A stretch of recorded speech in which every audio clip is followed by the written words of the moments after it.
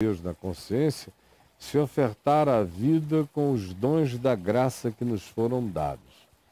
Aí ele chega e diz isto, portanto, tudo isso, todo esse ambiente, todo esse contexto, tudo que eu falei até agora, eu quero repetir.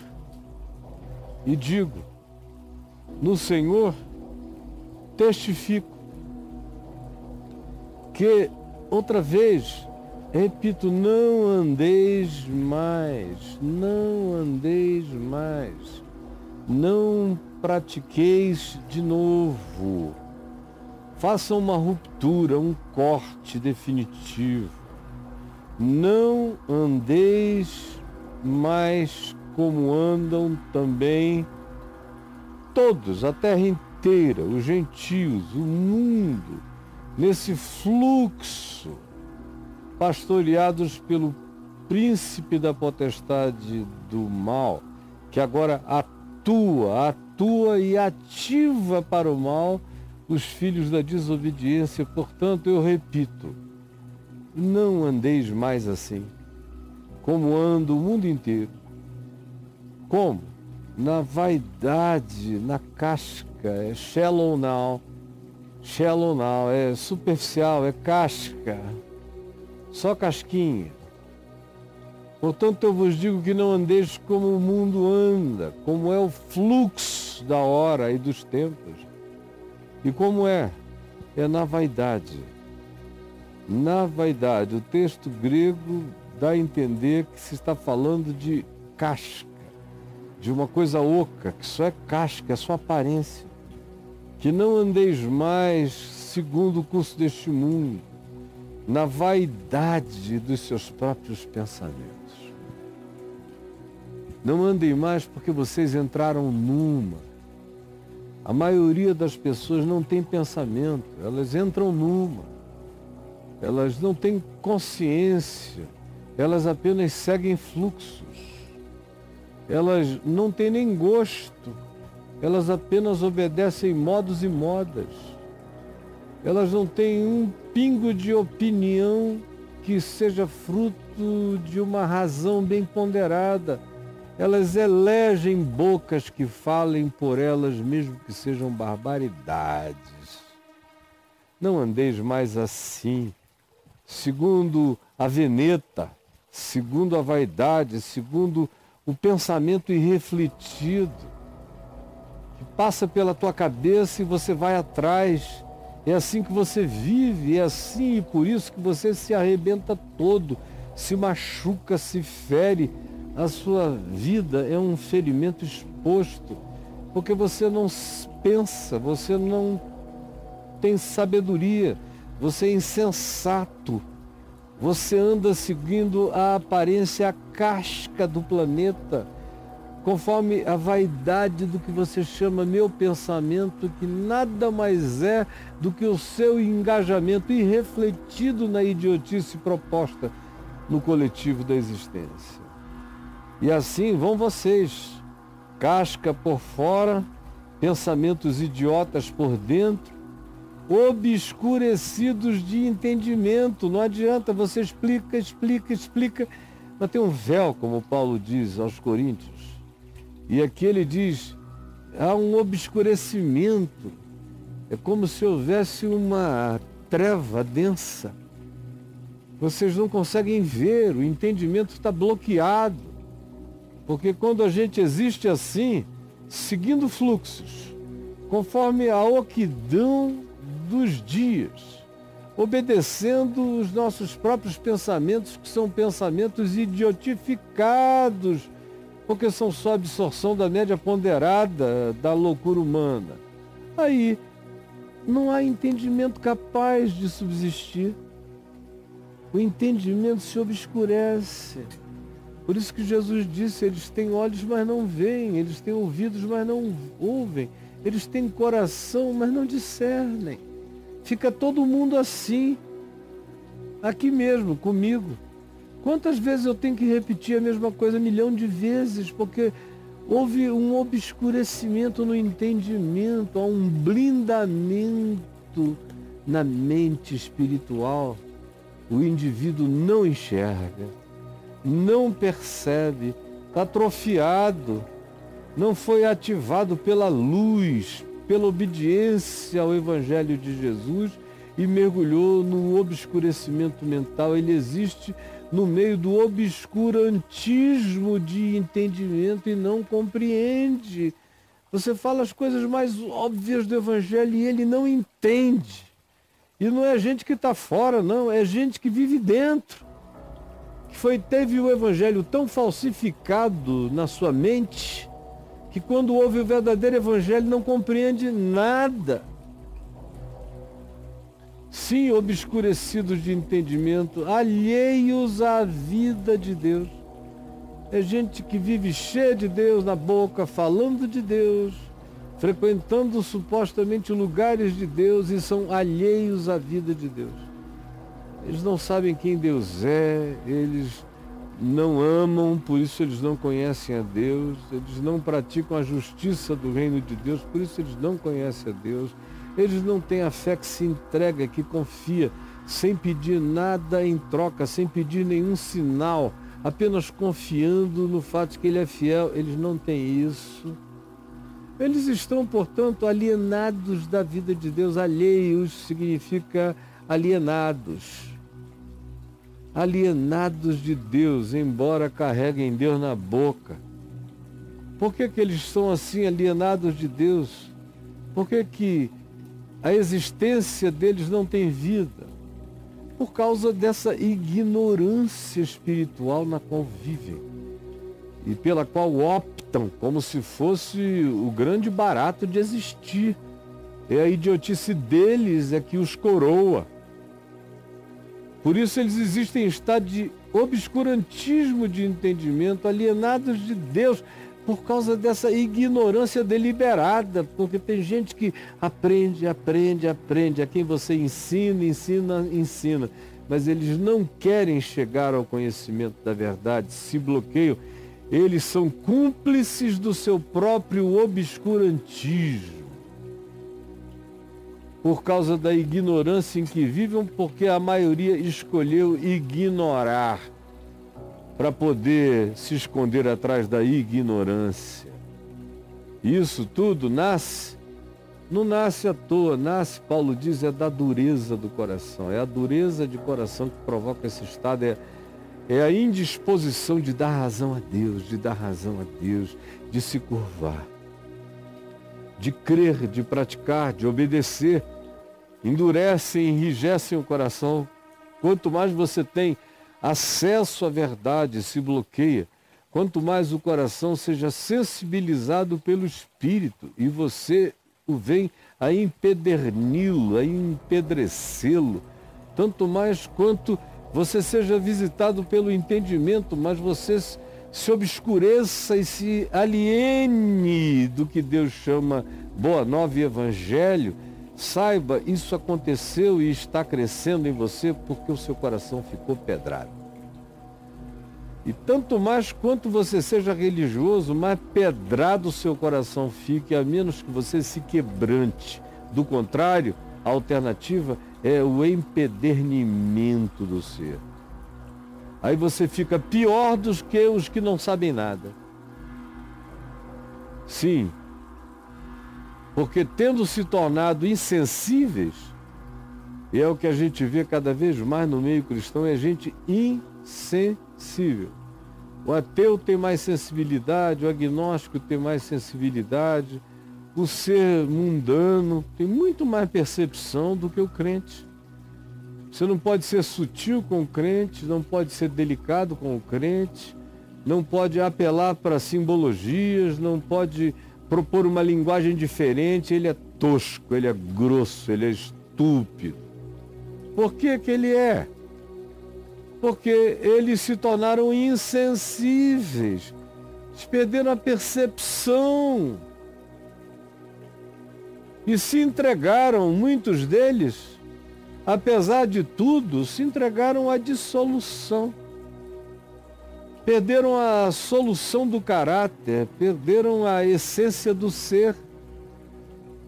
Absorveram tanta mentira que a solução do ser se dissolveu, se perdeu. e eles se entregaram à dissolução com avidez, com entusiasmo. Entusiasmo, eu vejo gente entusiasmadamente cometendo toda sorte de impureza, com entusiasmo, como se não fosse nada.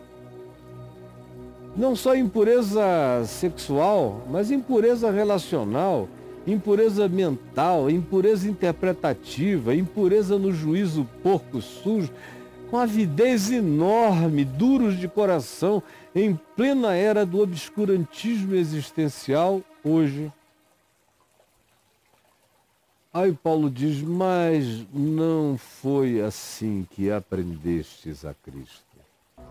De mim não, de mim vocês não aprenderam nada disso. Vocês aprenderam o caminho da submissão a Deus, da obediência em amor. Aprenderam que a verdadeira fé atua pelo amor. A fé atua, ativa pelo amor. As coisas que em nós têm que ser ativadas, despertadas, postas para existir como vida em nosso favor. Sim, não foi desse modo que o Evangelho ensinou. Vocês foram desevangelizados. Mas não foi assim e não é assim que o Evangelho apresenta a Cristo para a vida. O Evangelho de Cristo para a vida desperta em nós tudo que dorme. Nos traz cada dia mais crescentemente para a plenitude mental, psicológica e espiritual do que a gente pode ser. O Evangelho dilata. O Evangelho faz como o mundo no início, do nada, de uma singularidade indiscernível, pum! Vieram todas as coisas que compõem os mundos que a gente detecta. Assim é o Evangelho. Quando essa palavra é ouvida, quando ela é ouvida, não só como você me ouve agora, porque é impossível você não me ouvir. O seu aparelho auditivo capta as ondas sonoras que eu daqui emito. Chegam aí em você de todas as formas. Mas a questão não é ouvir com os ouvidos, é ouvir com o entendimento.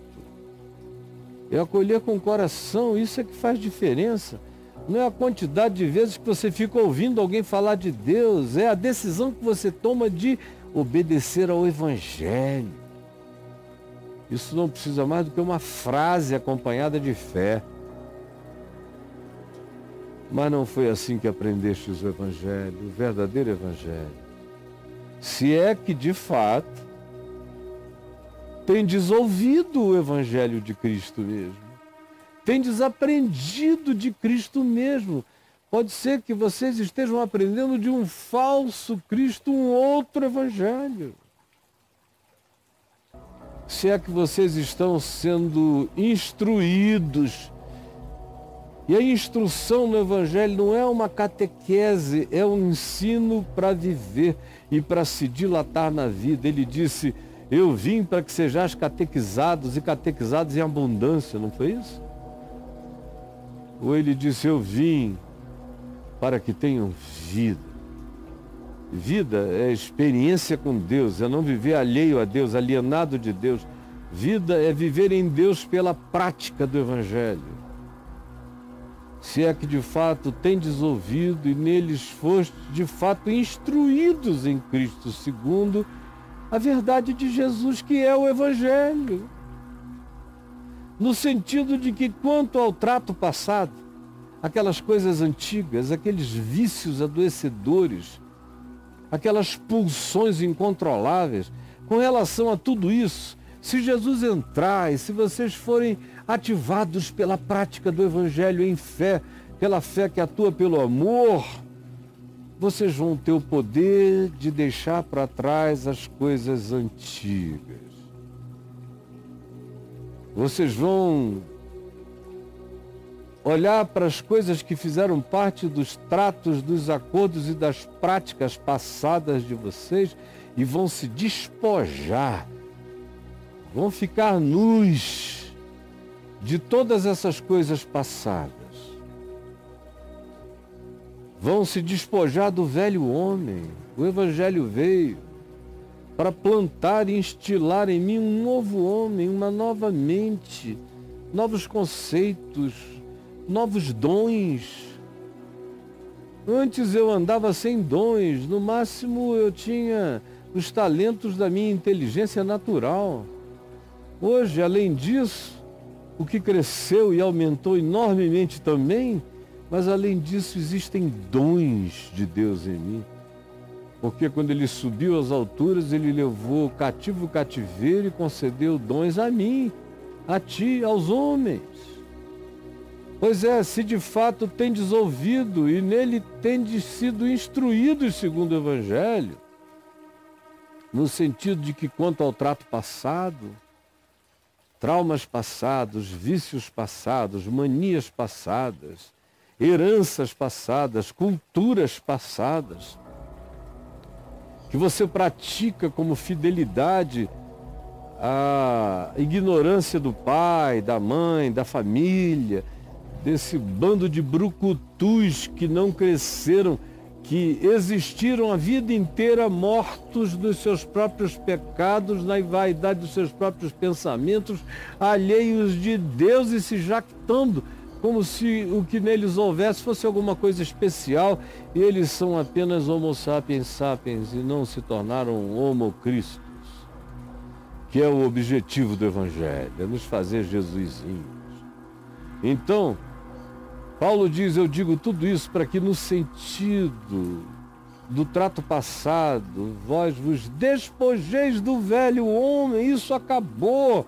Não traga o trauma nem a cultura da idiotice para o tempo presente, porque em Jesus, eis que tudo se faz novo. Vos despojeis do velho homem que se corrompe todo dia, fica um pouco pior, fica um pouco mais piorado, só vai se piorando. Por isso a maioria das pessoas envelhece para piorar.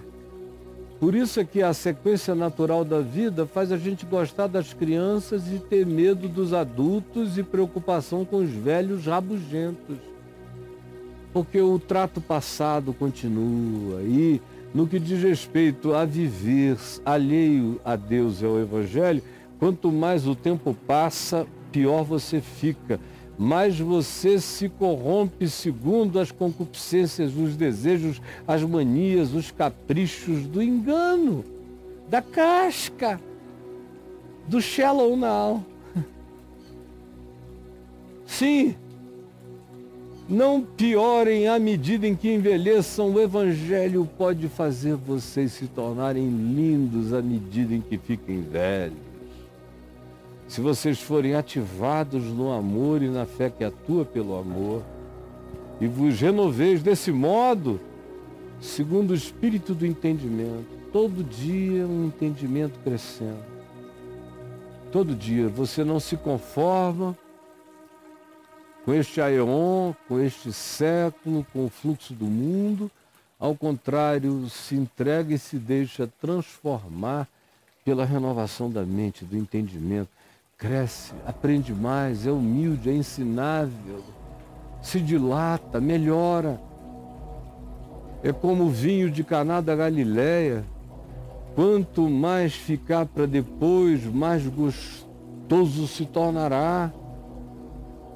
Sim, a ideia, a vontade, o chamado de Deus é para nos levantar, nos despertar, nos ativar, para que nos renovemos no espírito do entendimento, um entendimento que não pare de crescer na sua inteligência espiritual.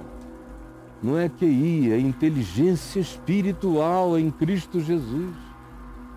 E vos, assim, revistais, nos renoveis e vos revistais de um novo homem, criado segundo Deus, é um regênesis, nova criatura, nova criação, regênesis, nascer de novo, começar tudo outra vez com a mente renovada, os pecados perdoados, a consciência refeita, de modo que você não vai ficar pior à medida que envelheça, ao contrário, você vai se tornar maravilhosamente lindo, vai ficar cada dia mais parecido com Jesus, à medida em que o tempo passa, se vocês se renovarem no espírito do entendimento e vos revestirem. Isso tem que aparecer como uma vestimenta, tem que ser notório, tem que ser notado, tem que ser histórico, tem que ser encarnado. E vos revistais do novo homem criado, tendo Jesus como o projeto, o modelo, de modo que eu sou chamado a me tornar Jesus. Jesus é o Filho do Homem, é o único homem, os outros todos são aprendizes de gente. E o nosso convite é para aprendermos a ser homens no potencial de Cristo, que disse: aquele que crê em mim fará as obras que eu faço e outras maiores fará, porque eu vou para junto do Pai. Vocês podem crescer. Crescer nesse novo homem criado segundo Deus em justiça. Justiça do reino de Deus, não é do Supremo Tribunal, nem da Constituição. Uma justiçazinha que muda, cheia de casuísmos e de manipulações. Ele está falando da justiça do reino de Deus, que excede em muito, ele disse, é dos escribas e fariseus, é do reino. Não é uma justiça justicista, é a justiça que opera pelo amor. Para que se revistais do novo, os revistais do novo homem, criado segundo Deus. Tem algo sendo criado todo dia em mim.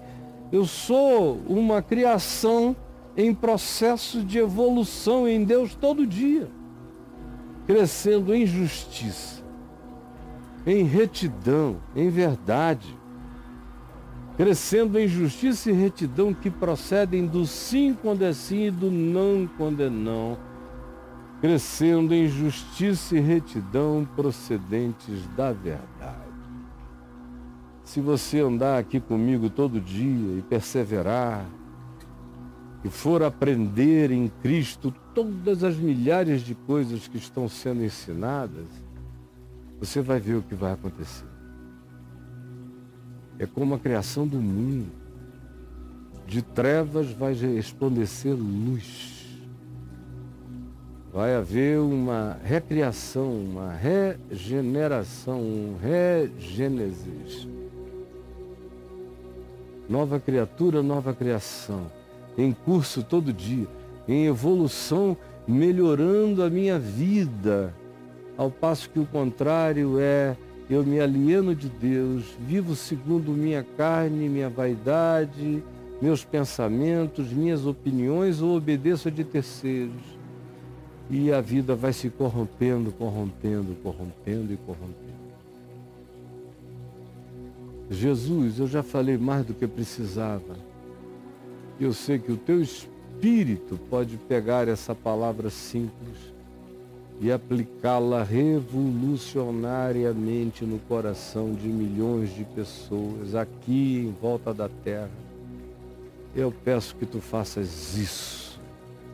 E é a ti que eu confio essa palavra tua. Entrego a ti, Espírito Santo, para que tu a apliques irresistivelmente no coração de tantos. É o que eu te imploro, em nome de Jesus. Amém.